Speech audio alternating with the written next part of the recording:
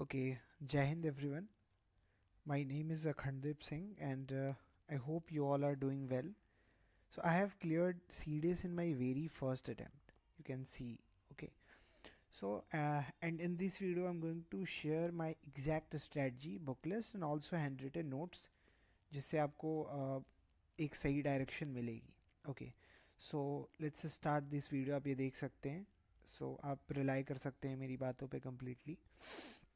Okay, so the very first subject I'm going to tell you about is science. So science की weightage बहुत ज़्यादा होती है. Science के लिए आपको क्या करना है, you only have to do 9th और 10th की एनसीईआरटी. इसके अलावा आपको कुछ भी नहीं छूना है. 10th 12th के आप सेलेक्टिव कर सकते हैं, बट अगर आप नहीं भी कर रहे हैं देन सब कुछ सही है. ओके, सो पी वाई क्यूज़ आपको करने हैं, सी डी एस के, एन डी ए के, सी ए पी एफ के. और उसके बाद एक और चीज़ जो आपको करनी है वो है मल्टीपल रिवीजन. आपको रिवाइज करते रहना. आप जितनी अधिक बार रिवाइज करेंगे उतना ज़्यादा आपको वो होगा, चीज़ें याद होंगी, है ना. ओके, तो मैंने नोट्स कैसे बनाए आप देख सकते हैं. बायो के लिए मैंने क्या किया आप देख सकते हैं. बायोलॉजी है, ये मेरी नोट्स है. ठीक है. बायो के लिए जैसे सेल मैंने पढ़ा था, तो मैंने पूरी एन सी आर टी का जो जो पी वाई क्यूज़ हैं उस पर मैंने स्टार मार्क कर रखा है ना. तो पी वाई क्यूज़ को भी आपको लिखते चलना है कि जो चीज़ें पूछी जा चुकी हैं, है ना. जैसे ये प्रोटीन का हिस्टोन एंड ऑल, तो ये पूछा जा चुका है, उसको आप कर सकते हैं ऐसे. ये आप देख सकते हैं मैंने केमिस्ट्री की बना रखी है ना, सब कुछ अच्छे से. सेंट्रिफिकेशन एंड ऑल जो भी थी ये कर सकते हैं. फिजिक्स के लिए मैंने सेम स्ट्रैटेजी की थी. फिजिक्स के लिए मैंने बस एनसीईआरटी पर रिलाई करा था मैंने, है ना. उसके बाद आप पी वाई क्यू जितनी बार करेंगे चीज़ें उतनी अच्छे से आपके दिमाग में आ जाएंगी. ओके, दूसरा सबसे इम्पॉर्टेंट जो मुझे लगता है वो है हिस्ट्री, है ना. इसको आपको करके ही आना है. आप इसको छोड़ नहीं सकते हैं. तो हिस्ट्री के लिए आपको क्या करनी है, थीम्स जैसे पार्ट 1 पार्ट 2 पार्ट 3 है, इसको मल्टीपल टाइम्स पढ़ना है. सेलेक्टिव चीज़ें पढ़नी है और मल्टीपल टाइम्स पढ़ना है. ओके, और मॉडर्न हिस्ट्री के लिए बस आपको कुछ नहीं करना है, बस स्पेक्ट्रम पे रिलाई कर सकते हो आप. ओके, और पी वाई क्यूज़ के लिए C D S, N D A, C A P F, और इसमें आपको एक एक्स्ट्रा चीज़ करनी है जो सी एस सी की पी वाई क्यूज़ है, क्योंकि हिस्ट्री ओवरलैप करती है सी एस सी के सिलेबस के साथ. तो वो भी आप कर सकते हैं ना. आप देख सकते हैं जैसे मॉडर्न हिस्ट्री की मैंने नोट्स कैसे बनाई है ना. मॉडर्न हिस्ट्री की मैंने नोट्स बनाई थी पूरे अच्छे तरीके से, कि फ्रेंच वाली, फिर मतलब कौन कौन आए ये सीक्वेंस आपको याद रखना है, क्योंकि यूपीएससी बहुत बार ऐसा पूछता है कि पहले कौन है ना. तो ये चीज़ें याद रखनी है, और आपको डेट, टाइमलाइन, सब कुछ आप एक बार नोट्स बना लो फिर उसको रिवाइज करो, है ना. जैसे आप देख सकते हो बुद्धिज्म एंड जैनिज्म पे मैंने कैसे नोट्स बनाई है, जितने पी वाई क्यूज़ थे. जैसे देख सकते हो कि सी डी एस में एक ये आया था कि ये था. उसके बाद फिर गुप्ता से रिलेटेड जो भी चीज़ें आई आ रखी हैं, है ना, पी वाई क्यूज़ में, वो मैंने इसमें नोट डाउन भी करी थी. पर्सनालिटीज़, नागसेना, नागार्जुन. तो ये सारी चीज़ें जो भी सी एस सी में आई है, सी डी एस में आई है, मैंने even C A P F की भी डाल रखी थी, सी एस सी की भी डाल रखी थी. आप कोई चैप्टर पढ़ो, है ना, उसके बाद आप उसके पी वाई क्यूज़ को करो और बार बार करो. ठीक है. और रिवीजन का मैंने आपको बताया. ज्योग्राफी बहुत इंपॉर्टेंट है ना, इसका वेटेज भी बहुत ज़्यादा है. सी डी एस 2025 में 10 से 12 क्वेश्चन आए थे ज्योग्राफी के. ये सबसे मेरे को लगता है जो डुएबल है, आप इजीली कर सकते हो, है ना. जैसे 11th 12th की आप एन को पढ़ सकते हो, और सिर्फ यही पढ़नी है, उसके अलावा आपको कुछ नहीं करना. इवन आपको वन शॉट की भी नीड नहीं पड़ेगी अगर आप ये करते हो, है ना. और उसको मल्टीपल टाइम रिवाइज करना है ना. मैपिंग के लिए मैंने क्या किया था, मैपिंग के लिए मैंने एटलस का यूज़ किया था, और सुधांशु सर की एक वाईटी पे प्लेलिस्ट पड़ी है, आप उससे कर सकते हो. एटलस इनफ है, बट आप अगर आपको दिक्कत होती है थोड़ी बहुत तो आप कर सकते हो. पी वाई क्यूज़ अगेन मैंने बोला C D S, C A P F, N D A, N C A C, है ना. जैसे आप मेरे ज्योग्राफी के नोट्स देख सकते हो, ये मिडल एंड रॉक चैप्टर का मैंने नोट्स बनाया था, है ना. जैसे इसमें मैंने बना रखा है जो पी वाई क्यूज़ आए हैं. जैसे शेल पी वाई क्यूज़ में आया था कि मैकेनिकली फॉर्म्ड है ना. ऑर्गेनिकली फॉर्म्ड है तो वो ये चौक एंड ऑल, तो ये भी पी वाई क्यूज़ में था. जो पी वाई क्यूज़ में जो चीज़ें हैं उनको मैंने एकदम अच्छे से इंक्लूड कर रखी हैं. आप एन सी आर टी करो, देन जैसे मैंने ग्रेनाइट का, फिर पिगमाइट का, मैंने सब कुछ बना रखा है जो चीज़ें पी वाई क्यू में रिपीट हुई हैं. ये 3 सब्जेक्ट अगर आप कर लेते हैं तो ईजिली आपके 30 to 40 मार्क्स आराम से आ जाएंगे बिना कुछ सोचे. उसके बाद आपको पॉलिटी, पॉलिटी तो मतलब करनी ही करनी है. पॉलिटी के लिए एक ही सोर्स है, लक्ष्मीकांत, जो सबको पता होता है, बट इसको कैसे करना है ये बड़ा इंपॉर्टेंट होता है. लक्ष्मीकांत आपको ऐसी नहीं कि पूरी किताब पढ़नी है, सेलेक्टिव टॉपिक्स पढ़ने हैं. उसके बाद C D S, N D A, C A C और सी ए पी एफ के आपको पी वाई क्यूज़ करने हैं. जैसे आप देख सकते हो ये मेरा फंडामेंटल राइट्स का नोट्स है शायद से, है ना. ये फंडामेंटल राइट्स का मैंने बना रखा है.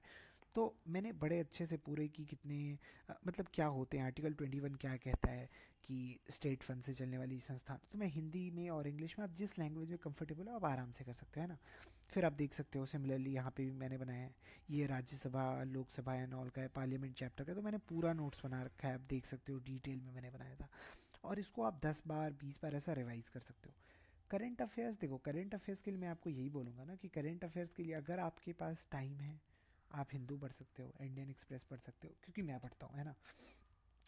पीआईबी के स्कीम्स, जितने भी स्कीम्स पूछे जाते हैं, आप वो डाल करके अगर आप देखेंगे तो डेट वाइज वो आती है उसमें, है ना, पीआईबी पे आप वो करना ही करना है आपको, क्योंकि पीआईबी से ही स्कीम्स रिपीट होते हैं। अब जैसे देखो मैंने क्या कर रखा था कि जितने भी चीज़ें हुई थी, है ना, और एक और चीज़ आप कर सकते हैं, वाईटी से वन शॉट कर सकते हैं ना। एक जर्नी एक्स्ट्रॉर्डनरी है, उनकी बहुत अच्छी कंटेंट होती है, आप उनसे कर सकते हो, है ना।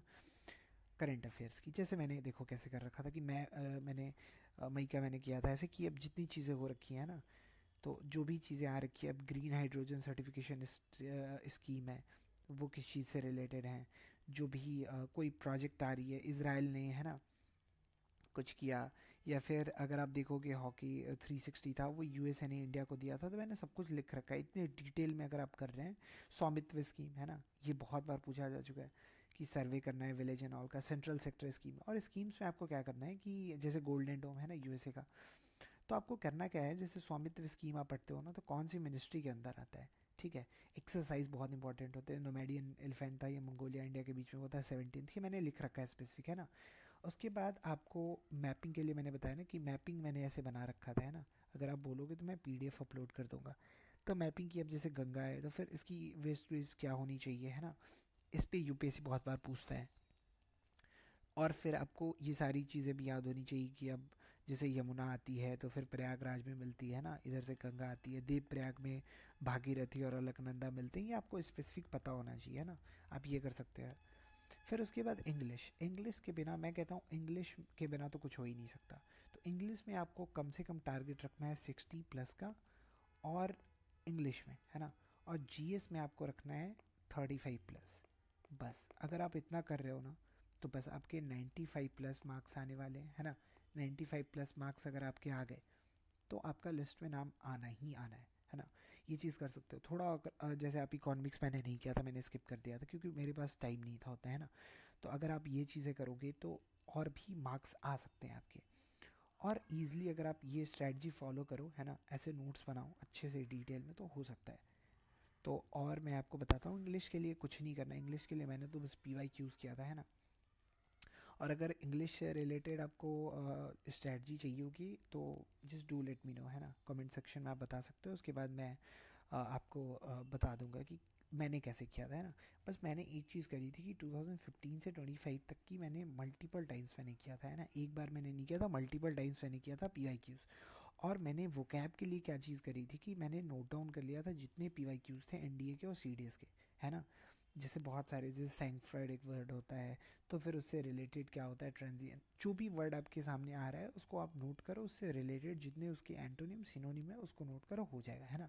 ये स्ट्रैटेजी आप रखो जीएस के लिए। 35 बहुत ईजी, अगर आप साइंस और हिस्ट्री ज्योग्राफी करके भी जाते हो ना, तो यू कैन ईजिली पॉलिटी, और आप ये कर सकते हो इकोनॉमिक्स को skip. But polity current affairs अगर आप करके जाओगे तो 5-6 क्वेश्चंस भी हो जाते हैं, तो मार्क्स और आपके 40+ आराम से आ जाएंगे, है ना। तो मैंने ये स्ट्रैटेजी लगाई थी 2 महीने में, है ना।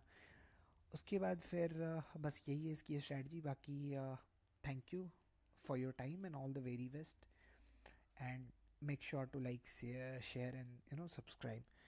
Chalo, thank you so much. I hope this video will help you out in your serious prep.